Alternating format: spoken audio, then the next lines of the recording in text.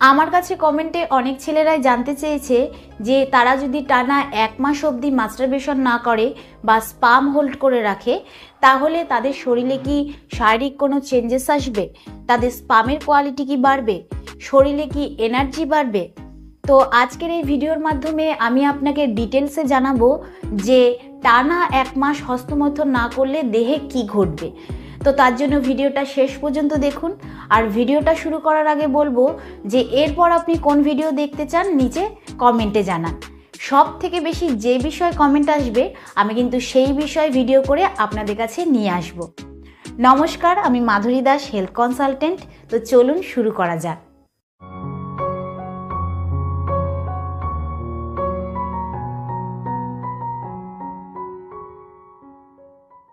যদি আপনি অনেক দিন ধরে অনেক বেশি মাস্টারবেশন করছিলেন কিন্তু এখন ভাবছেন যে আর মাস্টারবেশন করবেনই না, মাস্টারবেশন ছেড়ে দেবেন, আপনি 1-2 মাস নিজেকে কন্ট্রোল করে রাখবেন, তাহলে কিন্তু এটা ভুল ভাবছেন, কারণ এটা একদমই ঠিক নয়।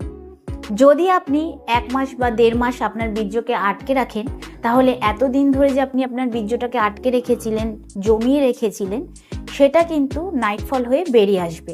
আর এতে কিন্তু কোনো লাভই হবে না, কারণ আপনার বডির প্রসেসিং তো সেরকমই চলবে, কারণ আপনার বডি জানে যে তাকে কতটা স্পাম তৈরি করতে হবে আর সে সেই হিসেবেই কিন্তু স্পাম তৈরি করতে থাকে।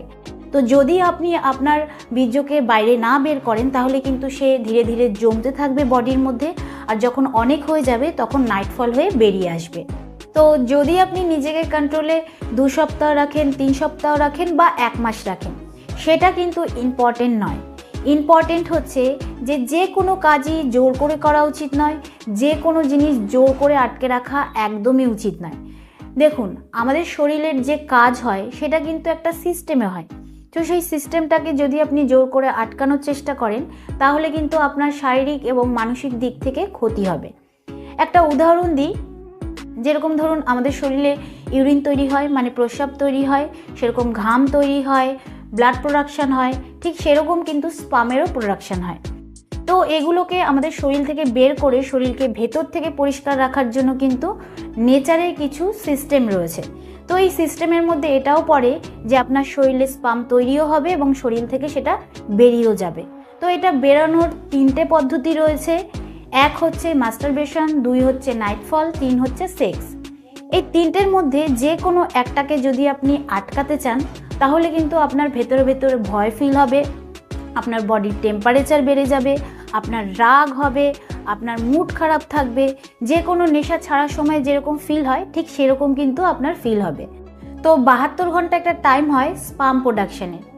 যদি আপনি সপ্তাহে 1 বার মাস্টারবেশন করেন বা 1 বার আপনার নাইটফল হয় তাহলে কিন্তু এটা একদমই নর্মাল।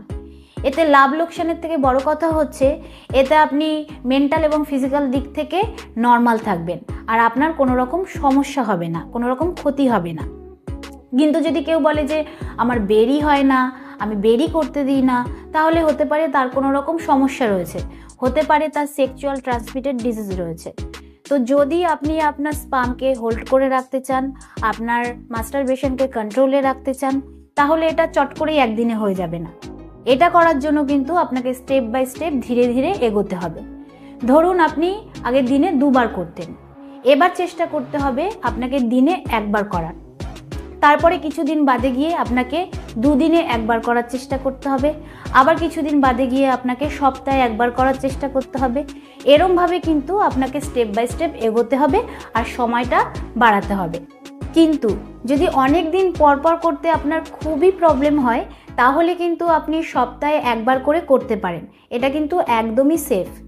তো যখন আপনি এটা ধীরে ধীরে ছাড়ার চেষ্টা করবেন তখন কিন্তু আপনার বডি রিপেয়ার করতে শুরু করে দেবে, আপনার স্পাম ঠিক হবে, আপনার কনসেন্ট্রেট বাড়বে।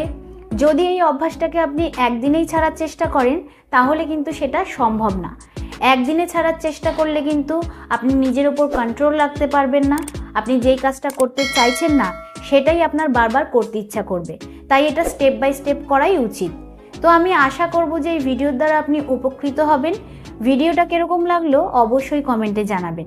আজকের মতন এতটুকুই, আবার দেখা হবে পরবর্তী ভিডিও নিয়ে। নমস্কার।